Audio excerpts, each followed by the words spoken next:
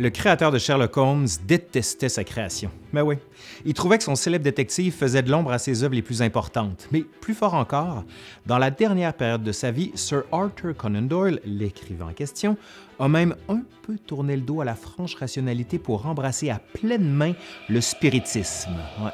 Étonnant, n'est-ce pas? Pourquoi Conan Doyle est venu à détester Sherlock? C'est en partie parce que le célèbre détective est devenu trop populaire. Ouais. On peut le comprendre. Là.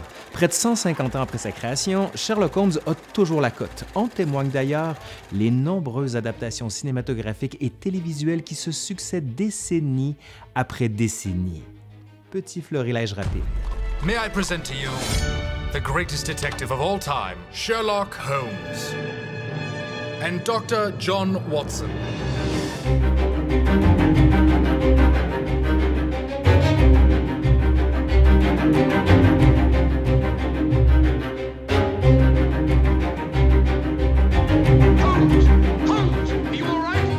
Ready to crack the case. Your father is as good as fun, Miss Flamhammer. Hello, Mr. Holmes. It's unsafe for you to sleep alone tonight. Would you like my autograph? Hop, hop, hop, hop, come and do the kangaroo. Hop, hop, hop, hop. His name is Mr. Sherlock Holmes. Was that him? The name's Sherlock Holmes and the address is 221B Baker Street. Are we in trouble?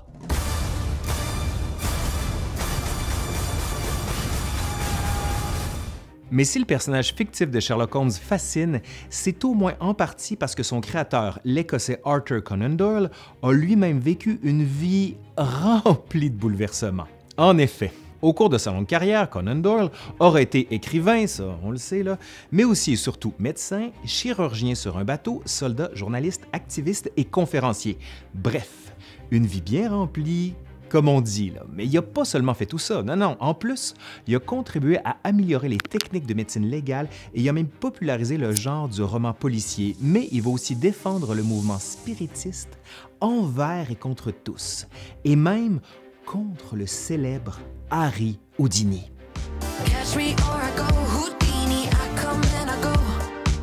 Allez, aujourd'hui à l'Histoire nous le dira, on lève le voile sur la vie et l'œuvre du grand Arthur Conan Doyle.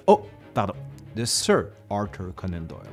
Et avant de lancer le générique, merci à Catherine Tourangeau qui a rédigé le script de cette vidéo. Aussi, pour ceux et celles qui voudraient aller plus loin, on vous conseille les livres de Martin Booth, de Michael Derda, de Andrew Lycett, de Christopher Stanford, de Calvin Jones, ainsi que celui d'Hélène Machinal. Bien sûr, toutes les sources et les références sont en description de la présente vidéo. Allez, c'est parti.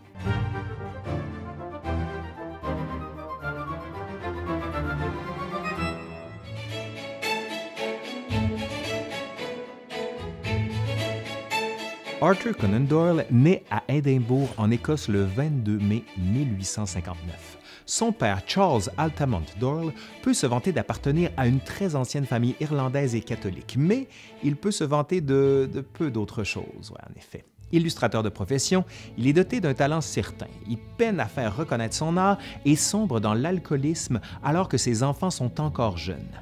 La mère d'Arthur, Mary, protège tant bien que mal ses enfants des comportements erratiques et parfois violents de son mari. Surtout, elle leur inculque un amour sans borne des livres et de l'art de raconter des histoires. Lorsque le jeune Arthur atteint l'âge de 9 ans, les membres les plus fortunés de sa famille offrent de payer pour qu'il continue ses études dans un collège privé dirigé par des jésuites en Angleterre. Son passage chez les jésuites, bien que bref, laisse un goût amer dans la bouche du jeune homme. Il lui permet néanmoins de se découvrir une grande passion et un talent certain pour l'écriture. En plus de se démarquer dans ses cours, il se divertit en écrivant de petites histoires dans ses temps libres. À l'occasion, il vend même certaines de ses histoires à ses camarades de classe pour se faire un peu d'argent. Cette passion pour l'écriture suit Conan Doyle jusqu'à la fin de ses études secondaires. Lorsqu'il doit choisir une profession, toutefois, il opte non pas pour les lettres, mais bien pour la médecine. Son choix est avant tout guidé par des considérations pratiques. Ouais, on fait toujours plus d'argent en médecine qu'en écriture. Quoique, Non, on fait toujours plus d'argent en médecine. La médecine est une profession respectable aussi et relativement bien rémunérée, et Édimbourg dispose d'une des meilleures écoles de médecine et de chirurgie au monde. Ça veut pas dire qu'Arthur s'intéresse pas du tout aux sciences. Ben non, là. À l'aube de l'âge adulte, il est... comment dire? C'est quoi le bon mot? Ouais. Assoiffé de connaissances, ouais. Ça, c'est le bon.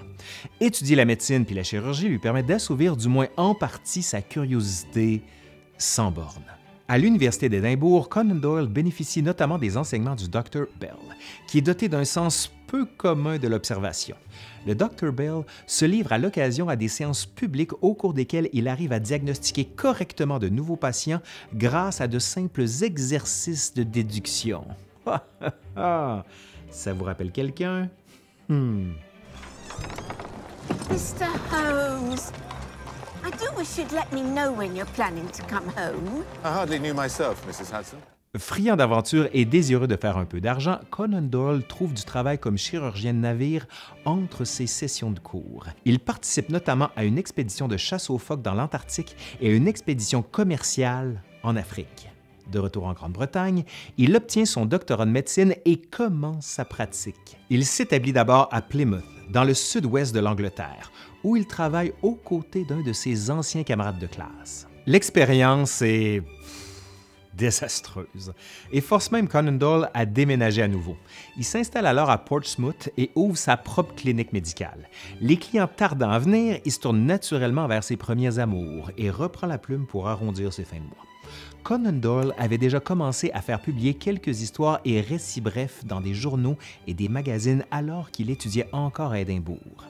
Il reprend la formule très en vogue à l'époque.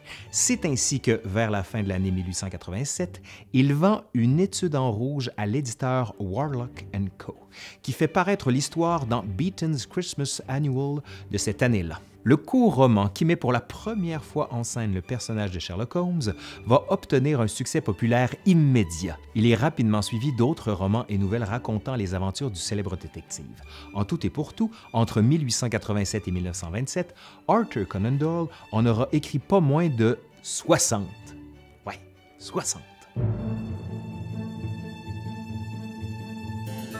Mais d'où vient donc Sherlock Holmes, ce détective amateur aux méthodes si originales? Arthur Conan Doyle puise une première inspiration dans les écrits de l'Américain Edgar Allan Poe, qui invente vraisemblablement le genre du roman policier en écrivant les enquêtes du brillant détective Auguste Dupin dans les années 1840. Plusieurs autres récits du genre voient le jour dans la deuxième moitié du 19e siècle, mais tous présentent presque toujours la même lacune. La réflexion menant à la découverte du coupable n'est jamais clairement explicitée. Dans bien des cas, en fait, les crimes semblent se résoudre comme par magie. Ouais. Insatisfait par l'ineptie de tous ces enquêteurs fictifs, Conan Doyle a l'idée d'ajouter aux enquêtes policières un élément nouveau, la science. À cet égard, il s'inspire ouvertement de son ancien maître, qui combinait un vaste bagage de connaissances scientifiques et un rare sens de l'observation. Sous la plume de Conan Doyle, Sherlock Holmes devient dès lors non seulement un personnage complexe et profondément intelligent, mais aussi un détective amateur dont le travail, fondé sur une rigoureuse application de la logique, dépasse bien souvent celui des policiers. Les histoires de Sherlock Holmes obtiennent un tel succès qu'elles font gonfler les ventes de périodiques à travers les îles britanniques. Conan Doyle fait rapidement une petite fortune grâce aux aventures du célèbre détective et en vient même à abandonner sa pratique de médecine pour se vouer entièrement à l'écriture. Outre la fine écriture de Conan Doyle, plusieurs facteurs expliquent l'immense popularité de Sherlock Holmes. Le contexte médiatique de la fin de l'ère victorienne joue certainement un rôle. Les années 1880 à 1890 sont l'époque de Jack l'Éventreur et de plusieurs autres causes célèbres qui font les choux gras de la presse sensationnaliste. On peut y voir, si on veut, l'antécédent de la popularité du true crime d'aujourd'hui. Le lectorat britannique est donc friand d'histoires de meurtres et d'enquêtes policières, qu'elles soient fictives ou non. Conan Doyle le comprend bien, et ça va jouer pour lui. Les enquêtes de Sherlock Holmes se distinguent d'entre elles parce qu'elles font directement écho au progrès de la science et de la médecine légale. Alors que les enquêtes criminelles reposent traditionnellement sur la collecte de témoignages ou aveux incriminants, les policiers de l'ère victorienne complémentent de plus en plus leurs enquêtes par l'analyse d'empreintes digitales, par exemple, ou par l'étude au microscope de fibres textiles, des cheveux et même du sang découvert sur les scènes de crime. Bref, du CSI avant l'heure. C'est aussi dans la deuxième moitié du 19e siècle que se développent les premières techniques de profilage criminel, ainsi que la balistique et la toxicologie. Fort de ses connaissances médicales, Conan Doyle intègre aisément les techniques de pointe dans ses récits.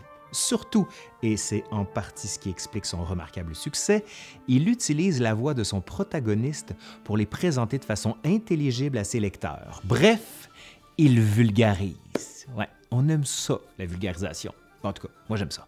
Si le public britannique et bientôt le public européen et américain raffolent de Sherlock Holmes, Conan Doyle lui-même entretient une relation plutôt houleuse avec son célèbre personnage. Bon, d'une part, Sherlock Holmes permet sans contredit à Conan Doyle de devenir indépendant de fortune et d'acquérir une certaine notoriété comme auteur.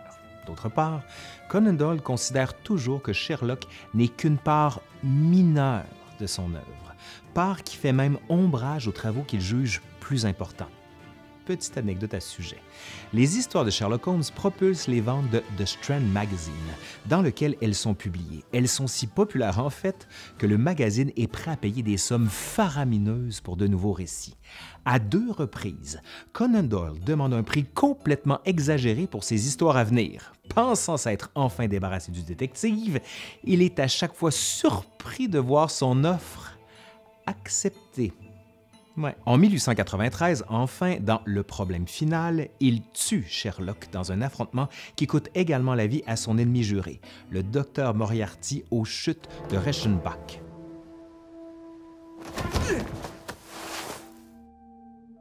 Après la publication de l'histoire en 1894, Conan Doyle et son éditeur sont inondés de courriels d'insultes et d'invectives, au point où Conan Doyle accepte éventuellement de ressusciter son personnage phare.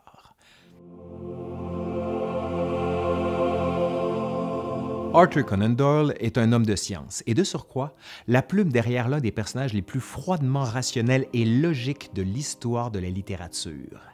Mais quelle relation Arthur Conan Doyle entretient-il avec la religion et, au sens plus large, avec la spiritualité? Bon. Né dans une famille farouchement catholique et éduqué chez les jésuites, Conan Doyle se désenchante de la religion organisée à l'adolescence. Mais tout ça ne signifie pas qu'il se désintéresse de toute forme de spiritualité. Non, non, non, non, non, bien au contraire. Comme beaucoup de ses contemporains, Conan Doyle se laisse tenter par le mouvement du spiritisme. Ouais. Pour faire une histoire courte, le spiritisme est à la fois une philosophie et un mouvement religieux selon lequel les vivants peuvent communiquer avec les esprits des morts. Le plus souvent lors de séances durant lesquelles un médium, un homme ou une femme, agit comme intermédiaire entre le monde matériel et celui des esprits. Le spiritisme émerge dans le Burnover District de l'État de New York, États-Unis, à partir des années 1840, puis se répand à travers le pays et gagne éventuellement l'Europe. Il ressurgit à la fin des années 1860 dans le contexte de la guerre civile américaine. La chose s'explique aisément. Des millions d'hommes et de femmes sont endeuillés par la guerre. Le spiritisme offre aux mères, aux pères, aux frères et aux sœurs la possibilité de soulager un peu leur peine en entrant en communication avec les proches décédés. Le spiritisme ressurgit également, vous l'aurez deviné, dans les premières années qui suivent la Première Guerre mondiale. Et cette fois, il emporte Conan Doyle avec lui. Comme tout bon gentleman victorien, Conan Doyle voit d'abord la guerre comme une aventure et comme occupation noble et virile. À la toute fin du 19e siècle, alors que Sherlock Holmes est au fait de sa popularité, il quitte même l'Angleterre pour participer même à la guerre des bourgs en tant que chirurgien. Tout en remarquant les atrocités commises au front, Conan Doyle n'est pas traumatisé par son passage en Afrique du Sud. Il reçoit même le titre de chevalier pour ses efforts, puis publie une histoire très détaillée du conflit. Il en est autrement avec la Première Guerre mondiale. Plus d'1 million de Britanniques, pour la plupart de jeunes hommes, meurent pendant la guerre et pendant l'épidémie de la grippe espagnole qui la suit.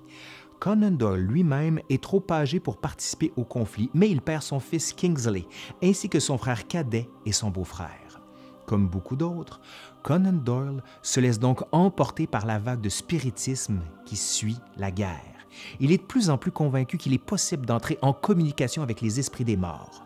En 1920, sur la base d'une photographie que l'on sait aujourd'hui être truquée, il écrit même un article dans lequel il défend l'existence des fées. Ouais, les fées, pourquoi pas. Ces fées sont, selon lui, la preuve tangible de l'existence de phénomènes psychiques. OK. Conan Doyle voue les dernières années de sa vie à la promotion du spiritisme. Il rejoint les organisations spiritistes comme le Ghost Club, écrit plusieurs ouvrages sur le sujet et entreprend des tournées de conférences en Europe et aux États-Unis. Mais alors même que Conan Doyle s'évertue à défendre le spiritisme, d'autres s'efforcent plutôt de dénoncer les charlatans et de dévoiler les trucs des soi-disant médiums. Nul ne s'oppose plus vertement au mouvement du spiritisme que le grand magicien Harry Houdini.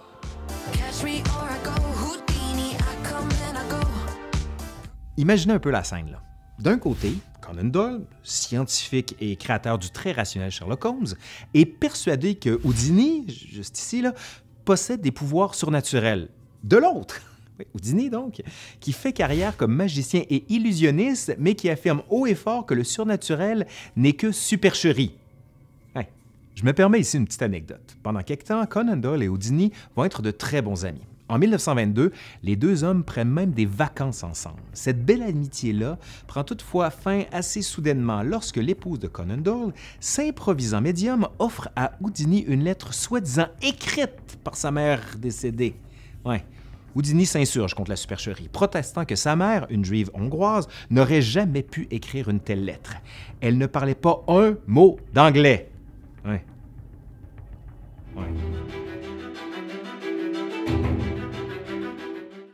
Arthur Conan Doyle est un personnage excentrique dont on se souvient pour son œuvre littéraire extrêmement diversifiée.